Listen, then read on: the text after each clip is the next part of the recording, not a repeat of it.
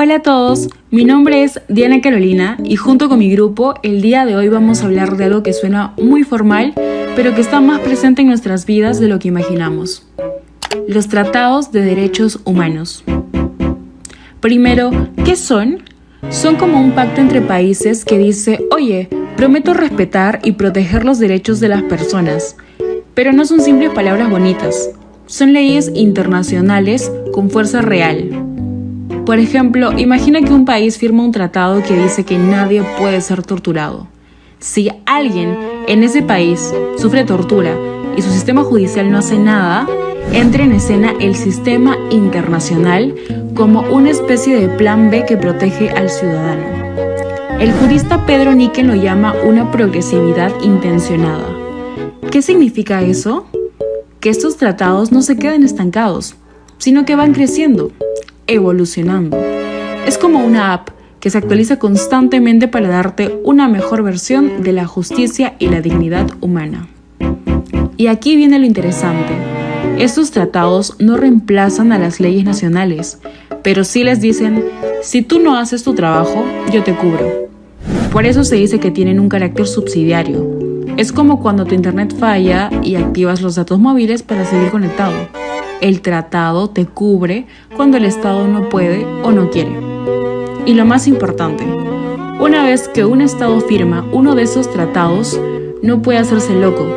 Como dicen algunos autores, se convierte en un compromiso legal que sí o sí se tiene que cumplir. Así que la próxima vez que escuchen tratados de derechos humanos, piensen en ellos como escudos internacionales que nos cuidan, incluso cuando nuestro propio país no lo hace. Tengan un cordial saludo, mi nombre es Constanza Isla Silva y en esta oportunidad yo voy a hablarles sobre los principios de los tratados de derechos humanos. Bien, los tratados de derechos humanos se basan en principios fundamentales que buscan proteger la dignidad de todas las personas sin excepción. Estos principios son, en primer lugar, tenemos la universalidad, que nos dice que todos los seres humanos tienen los mismos derechos sin importar su raza, género, religión u origen. Esto se aplica en todo lugar y momento. Como segundo principio tenemos igualdad y no discriminación, que nos dice que nadie debe ser tratado de forma diferente por motivos injustos. Los tratados exigen eliminar toda forma de discriminación. Como tercer principio tenemos interdependencia e indivisibilidad. Este nos habla de que todos los derechos humanos están conectados. No se puede gozar plenamente de unos si se niegan a otros, como ocurre con la educación que habilita otros derechos. Tenemos en cuarto lugar la progresividad y no regresividad. Este nos dice que los estados deben mejorar cada vez más la protección de los derechos humanos y no retroceder en lo que ya se ha logrado. Por ejemplo, no quitar los derechos sociales que ya se encuentran garantizados. Como quinto principio tenemos obligaciones del Estado. Los estados deben respetar, proteger y garantizar los derechos humanos. Esto incluye prevenir abusos, sancionar violaciones y ayudar a las víctimas. Como sexto principio tenemos legalidad y recurso efectivo, que nos habla de que toda persona debe poder acudir a un tribunal justo si sus derechos son violados. Y como séptimo y último principio tenemos la participación y responsabilidad social, que nos dice que la ciudadanía y los estados deben participar activamente en la defensa de derechos humanos.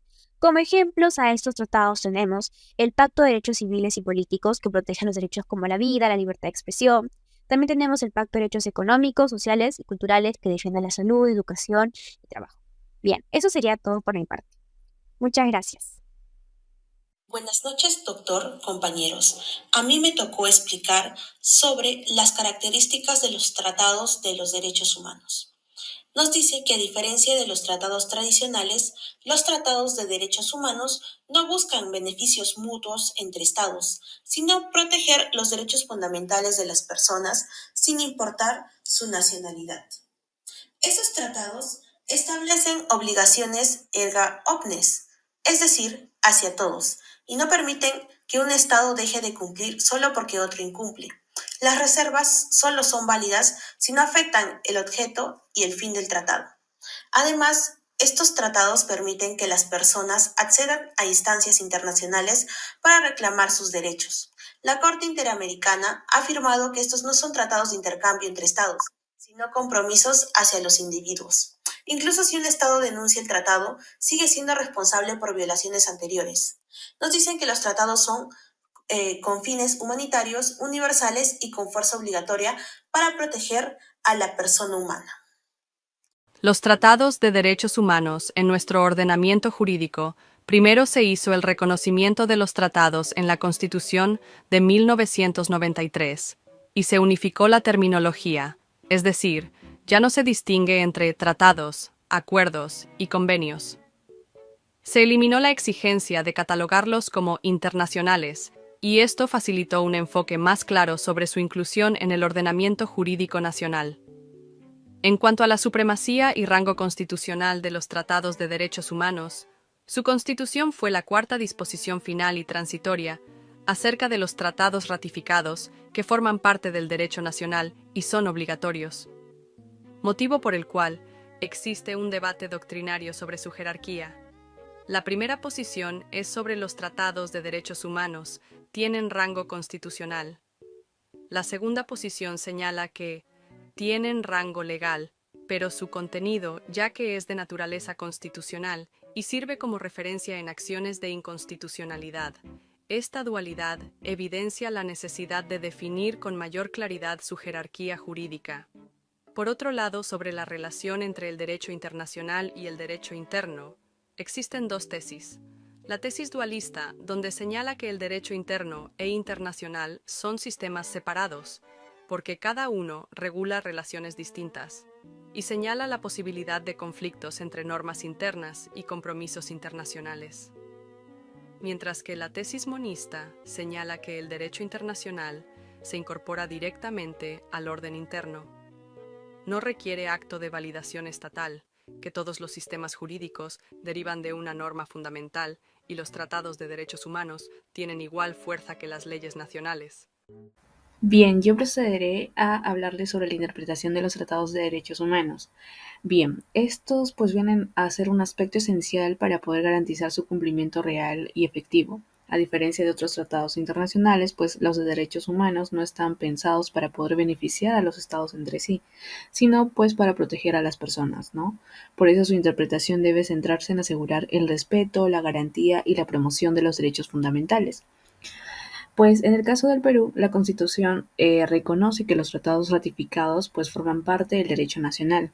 Además, el Tribunal Constitucional pues también estableció que los tratados de derechos humanos pues tienen un rango constitucional, sobre todo cuando estos desarrollan o refuerzan derechos ya reconocidos en lo que es la Carta Magna.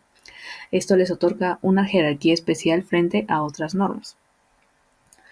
Llegan a existir tres principios fundamentales e importantes que guían lo que es la interpretación de estos tratados. El primero, pues que viene a ser el principio pro persona, que éste exige aplicar la norma de la manera más favorable para la persona. El segundo, que viene a ser el control de convencionalidad. Este pues llega a obligar a los jueces a que estos verifiquen que las leyes nacionales sean compatibles con los tratados de derechos humanos y también con la jurisprudencia de la Corte Interamericana. Y el tercero, pues es el carácter evolutivo. Este significa que los tratados deben llegar a adaptarse a los cambios de la sociedad para que estos pues puedan seguir protegiendo eficazmente a las personas. Y en resumen, interpretar un tratado de derechos humanos pues no es simplemente seguir el texto literal, ¿no? Sino es el de poder entenderlo desde una perspectiva pues protectora, flexible y centrada en la dignidad humana. Esta manera de interpretar llega a reforzar el compromiso del Estado peruano con los derechos fundamentales y también a contribuir una sociedad más justa, equitativa y respetuosa para la persona. Buenas noches, mi nombre es Bretney Valdés Vilches. Hoy les hablaré sobre los principales tratados internacionales de derechos humanos. Básicamente son normas adoptadas por la comunidad internacional para proteger la dignidad, la libertad e igualdad de todas las personas en general sin ningún tipo de distinción. Son fundamentales porque establecen obligaciones jurídicas para los estados y permiten exigir justicia y prevenir abusos.